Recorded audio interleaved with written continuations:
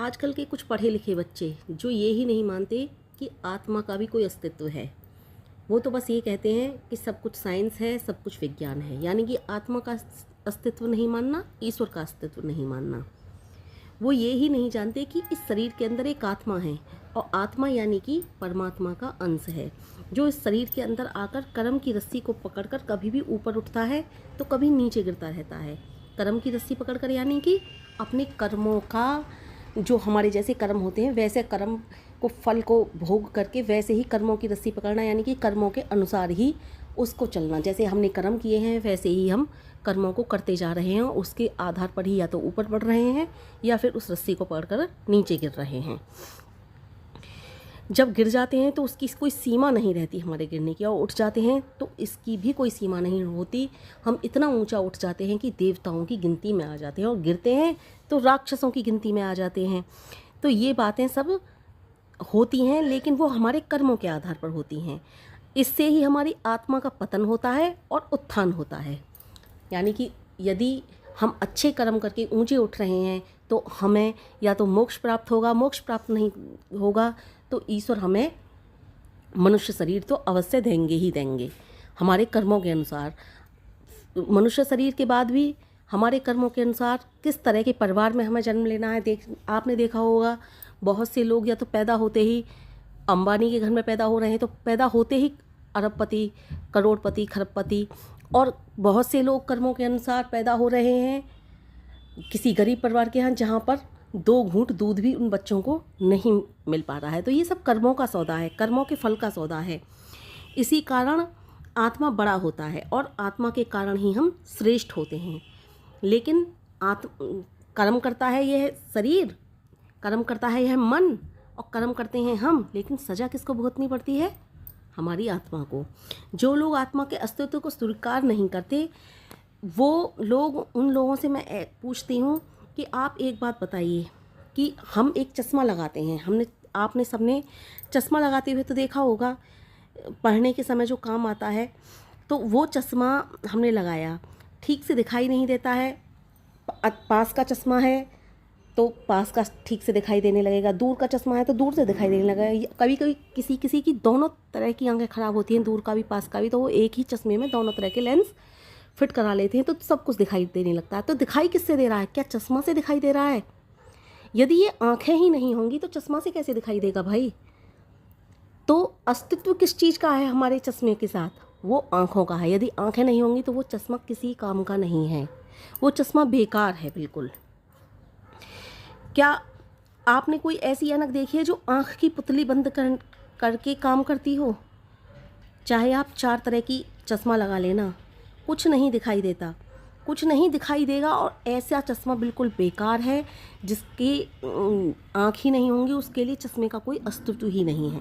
इसी तरह से व्यक्ति को हर तरह से कर्म करता है, हर तरह का सब कुछ करता है, लेकिन शरीर में यदि आत्मा नहीं रहेगी ना तो शरीर बेकार है, बिल्कुल बदबू उठने लगेगी शरीर में। एक बात और बताइए, यदि आँखें भी हैं, ऐनक भी है, चश्मा भी है, सब कुछ है आपके पास, लेकिन शरीर से वही तत्व निकल जाए जिसका आप अस्तित्व ही स्वीकार नहीं कर रहे, यानी कि वो आत्मा, तो फिर आप यही बात बताइए मुझे कि जब वो तत्व निकल ही गया शरीर से तो क्या वो आँखें काम करेंगी? कोई कितना भी रोता रहे, चीखता रहे, चिल्लाता रहे, आपको पुकारता रहे, आप उन आँखों से देखकर क्या बैठ सकते हो जब वो शरीर में से वो निकल गया जिसका आप अस्तित्व ही स्वीकार नहीं कर रहे? तो इसका अर्थ क्या है? ना हम देखते हैं, ना ऐनक देखती है, ना हमारी आंखें देखती हैं। देखता है कौन? अस्तित्व किसका स्वीकार हुआ? आत्मा का। इसी को योगी लोग तन्मात्रा कहते हैं। तो जो मन देखता है, ना ही मन देख पाता है, ना रूप तन्मात्रा काम करती है, ना खुली आंखें दिखाई देती है, ना ऐनक काम करती है। आत्मा प्रेरणा करे तो मन जागता है, मन जागे तो रूप तन्मात्रा जागती है, रूप तन्मात्रा जागे तो आंखें देखती हैं, और आंखें देखें तभी तो ऐनक सहायता करती है, यानी कि चश्मा सहायता करता है। नहीं तो सब कुछ व्यर्थ हो जाता है, सब कुछ व्यर्थ है। ना ऐनक हो, चाहे आँख हो, चाहे कुछ भी हो, सब कुछ व्यर्थ हो जाता है। ना मन काम करेगा यदि आत्मा ना हो। आपने देखा होगा आज भी योगी महापुरुष लोग लोगों की बातों के विषय में सुना होगा कि हिमालय की कंदराओं में बैठे हैं, बर्फ़ में बैठे हैं। मैं बहुत से जो लोग घूमने जाते हैं उन्होंने देखे भी होंगे बहुत से साधु सन्यासी उनमें, लेकिन किसी विरले को ही वो साधु सन्यासी मिलते हैं जो सब कुछ जानते हैं, क्योंकि वो जल्दी से संसार की इन विषय वासनाओं में आते नहीं हैं।